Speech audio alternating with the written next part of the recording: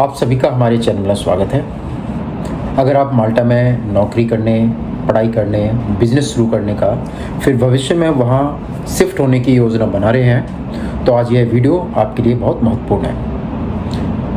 आज हम विस्तार से बात करेंगे कि माल्टा में रहने और खाने का खर्चा कितना आता है, एक व्यक्ति का मासिक बजट कितना होना चाहिए, किराया कितना होना चाहिए, खाने पीने का खर्चा कितना है, ट्रांसपोर्ट, बिजली, पानी, इंटरनेट के और अन्य ज़रूरी खर्चों के जो खर्चे हैं उसके बारे में मैं ज़रूरी जानकारी आप लोगों को दूंगा।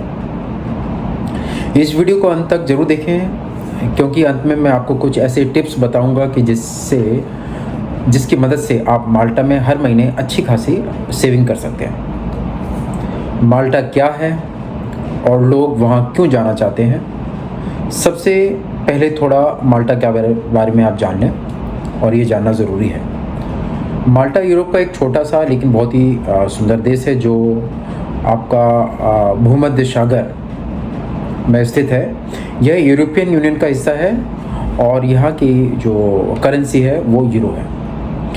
पिछले कुछ वर्षों में माल्टा विदेशी कामगारों, जो फॉरेनर्स वर्कर्स हैं और स्टूडेंट्स के लिए काफ़ी लोकप्रिय हो रहा है। जैसे भारत, नेपाल, बांग्लादेश, पाकिस्तान और अन्य देशों जैसे हज़ारों लोग हर साल माल्टा में आते हैं ऐसे देशों से।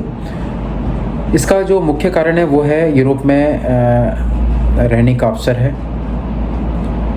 अंग्रेज़ी भाषा का जो यूटिलाइजेशन ज़्यादा है, नौकरी के अच्छे अवसर भी हैं, सुरक्षित वातावरण है और जो मौसम है वो बहुत अच्छा है और काफ़ी टूरिज़म प्लेसेस वहाँ पर हैं। लेकिन किसी भी देश में जाने से पहले वहाँ के खर्चों को समझना बहुत ज़रूरी है, क्योंकि बिना खर्चा समझे यदि आप जाने की कोशिश करते हैं तो आपको नुकसान उठाना पड़ सकता है। तो माल्टा में जो एकोमोडेशन का खर्चा है, एकोमोडेशन कॉस्ट है, वो क्या आएगी, तो दोस्तों मैं सबसे पहले मैं आपको उसके बारे में बताऊँगा। माल्टा में किराया इस बात पर निर्भर करता है कि आप किस शहर में रहते हैं और किस प्रकार का घर लेते हैं। फर्स्ट ऑप्शन आता है जैसे रूम शेयरिंग। अगर आप नए हैं और खर्चा कम करना चाहते हैं तो रूम शेयरिंग जो है सबसे अच्छा ऑप्शन है। रूम शेयरिंग का जो किराया है लगभग वो 250 से 500 यूरो पर मंथ के हिसाब से होता है। डिपेंड करता है एरिया टू एरिया, किस आप एरिया में रह रहे हैं। कुछ क्षेत्रों में, कुछ जो एरियाज़ है वहाँ पे 600 यूरो तक भी जा सकता है। तो आपको कोशिश ये करना है कि जो 250 और 500 के बीच में हो, ताकि आपका खर्चा बचे। रूम शेयरिंग में आपको किचन, बाथरूम और दूसरी जो सुविधाएं हैं वो आपको मिलेंगी, वॉशिंग मशीन, फ्रिज वगैरह। और स्टूडियो अपार्टमेंट में यदि आप जाना चाहते हैं, आप अकेला रहना चाहते हैं, तो उसका खर्चा थोड़ा बढ़ेगा, जैसे कि 700 से 1000 यूरो पर मंथली हो जाएगा। और डिपेंड करता है आपका एरिया टू एरिया, कौन से एरिया में आप रह रहे हैं। वो 700 का भी हो सकता है और 1000 यूरो का भी हो सकता है। तो मैं रिकमेंड करूँगा कि आप फ्रेशर हैं तो ऐसी जगह जाएं जहां पर आपको एज ए मंथली बेसिस पर आपको रूम मिल जाए।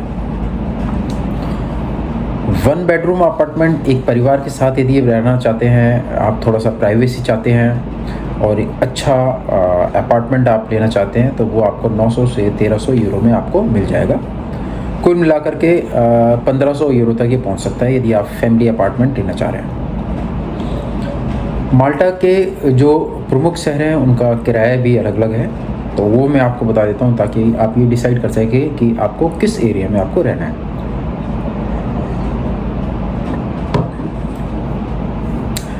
स्लीमा, SLEIMA, माल्टा का एक सबसे लोकप्रिय और थोड़ा सा महंगा क्षेत्र है, जहाँ पर आपको 900 से 1300 यूरो तक आपको खर्चा आएगा स्टूडियो अपार्टमेंट का, और 1 बेडरूम का 1100 से लेकर के 1600 यूरो तक। सेंट जूलियंस, ये भी क्षेत्र जो है पर्यटन के लिए काफ़ी अच्छा है, काफ़ी लोग इसको लाइक करते हैं, जिसका मंथली जो स्टूडियो अपार्टमेंट का जो खर्चा है 850 से लेकर के 1200 यूरो है, और 1 बेडरूम नियर अबाउट आपको 1000 यूरो से 1500 यूरो पड़ जाएगा। दूसरा है बिक्रिक्रा, स्पेलिंग मैं बता देता हूँ क्योंकि प्रोनाउंसिएशन मुझे ठीक से नहीं आ रहा है। BIRKIRKARA। ये काफ़ी सस्ता क्षेत्र है और यहाँ पर आपको जो है 650 से 900 यूरो में आपको स्टूडियो अपार्टमेंट मिल जाएगा और 1 बेडरूम 800 से 1000 यूरो में आपको मिल जाएगा। अब बात करते हैं माल्टा में खाने का खर्चा क्या है, फूड कॉस्ट आपका क्या आने वाला है। यह खर्च पूरी तरह से डिपेंड करता है आपकी लाइफ स्टाइल पर कि आप कैसा खाना खाते हैं। यदि आप घर पर खाना बनाते हैं तो काफ़ी पैसा बचने का चांस होता है, और यदि आप ग्रोसरी की बात करें तो ग्रोसरी का 150 से लेकर के, यदि आप घर में खाना बना रहे हैं तो 150 से लेकर के 300 यूरो पर मंथ एक परिवार के लिए काफ़ी है। एक व्यक्ति के लिए 150 से 300, और यदि ये पूरी फैमिली है, हस्बैंड वाइफ 2 बच्चे, तो 400 से 700 यूरो में आपका खाने पीने का खर्चा आपका हो जाता है। यदि आप सुपरमार्केट की बात करें, यदि आप इंडिया से कंपेयर करना चाहते हैं या दुबई से कंपेयर करना चाहते हैं, तो मैं एक रेगुलर जो फूड आपके ज़रूरत के लिए मंथली ज़रूरत या डेली जिसमें होता है वो मैं बता देता हूँ आपको उसका प्राइस।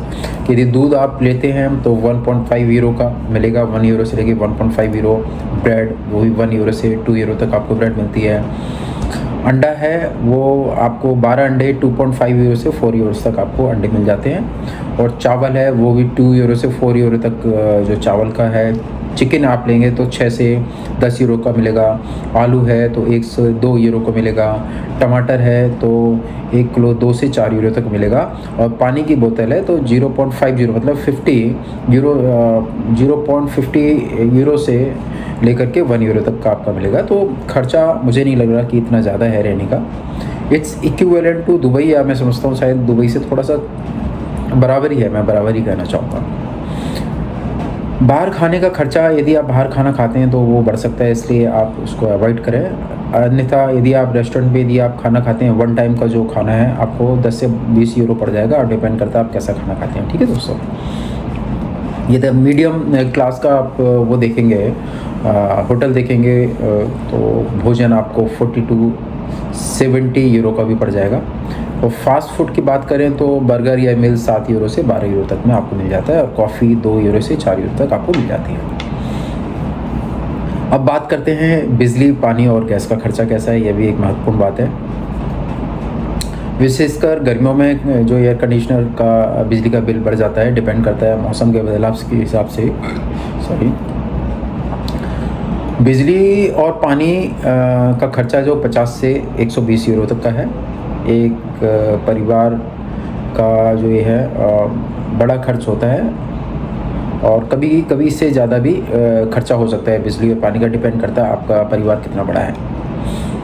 इंटरनेट और मोबाइल के खर्चे की बात करें तो आप 25 से लेकर के 40 यूरो प्रति माह, ठीक है दोस्तों, 25 से लेकर 40 यूरो प्रति माह आपका खर्चा आने वाला है।